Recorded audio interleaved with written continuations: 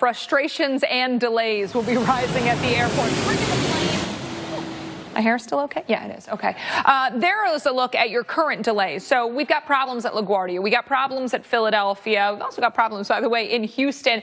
But you still see a lot of green there in the Northeast. We think that by tomorrow morning, it's going to be a whole different ball game. So expected delays today, some at Boston with moderate delays for D.C., New York, Houston, and Atlanta. We get you into your Thursday, though, and we think the delays will be mounting, particularly at those Northeast airports. So if you have a flight tomorrow morning, check the status of it before you head to the airport. That way you don't have to be sitting around forever, Mike. Oh, those airports, and Mark, they're going to be down to maybe half the runways they normally use. So same amount of volume, less runways, huge delays. I don't expect a ton of cancellations, but I think the delays will mount to hours long tomorrow. Yeah. Get maybe that early flight if you can. Get out first flight of the day. You won't have as many problems. The really early one. Be prepared for a bumpy takeoff, though. But they know what they're doing. Just kind of know where that bag is if you tend to get Remember that next time you fly. I know. I always try to, but I still get nervous. I'm glad I'm not flying tomorrow.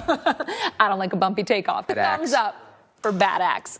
Gale warnings also in effect here along portions of lower Michigan, also up towards bad acts. We've got gusts 40 to 50 miles an hour possible across the area over the next few hours. Right now, gusting to 32 miles an hour in Benton Harbor, 37-mile-an-hour gusts in Grand Rapids. Around Saginaw, gusting to 30 miles an hour, and you can see it's that north-northwest wind that a lot of people are dealing with. Maybe more of a west wind there for Detroit, gusting to near 30 miles an hour right now. So that's another spot where you may be seeing at least some slowdown potential at the airports. Take a look at all these wind reports.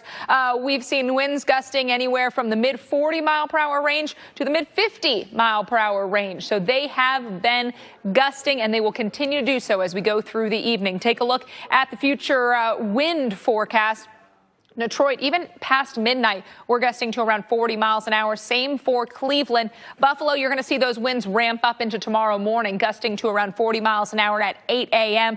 And then, of course, it's all about the Northeast, but we'll still keep breezy conditions from Cleveland to Detroit to Alpena during Thursday afternoon. And your wave heights, they remain high there on Lake Huron. You can see we've got 10 to 15 plus foot waves. So not a day to be out there on the boat, and we'll see those wave heights also go up here on Lake Erie. So getting closer to, say, Erie, Pennsylvania, and far northeastern Ohio, getting those wave heights on the order of 10 to 15 feet. But obviously the highest up there. Or maybe you're going to pick somebody up at the airport. Check the status of their flight before you head to get them, because it may be a little later than you anticipated. Mike Seidel, thank you so much. We got to talk about the winds and the advisories and the warnings that we have in play because of the strong winds. High wind warnings from down East Maine all the way to the Cape of Massachusetts, also Nantucket. But take a look at the wind advisories all the way from the Maine-Canada border, the Canada-Vermont and New York State border, down into portions of Baltimore,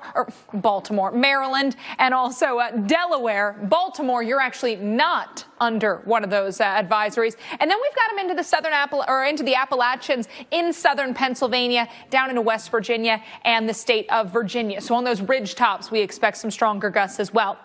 Atlantic City right now, you are gusting to 41 miles an hour with those winds out of the south-southeast, 24 miles per hour. Allentown, Philadelphia, these are locations that have a little bit lighter wind, but we think they're going to crank up as we move forward in time. Take a look as we get into the evening and overnight, those gusts 40 to 50 plus miles per hour. Some spots could even continue to be high at Newark. Right now, delays over 2 hours, in fact, almost 2.5 hours. LaGuardia and Philadelphia, both somewhere around an hour. We've got 50 minutes at LaGuardia, just over an hour for Philadelphia. With the winds ramping up into tomorrow morning, we think we will see slowdowns, especially tomorrow.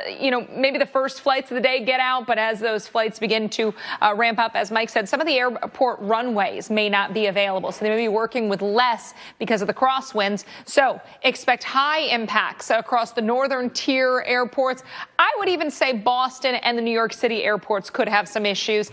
Philly, BWI, Dulles, DCA, I think at least moderate effects and delays. On the roads, we've got gusty winds that will continue. So if you're driving a high-profile vehicle, keep that in mind. Rain tapers late in the day tomorrow. Want you to watch for downed trees, power lines, and, of course, leaves on the roads, wet leaves on the roads, awfully slippery. We look at your Thursday morning rush in a place like Boston. We've got rain showers off to the west, gusty winds likely everywhere. Around lunchtime, rain showers likely. Should be a fairly light rain by that point. And the evening rush also dry, but still windy. I feel for you tonight because everybody's going to want you. Yeah.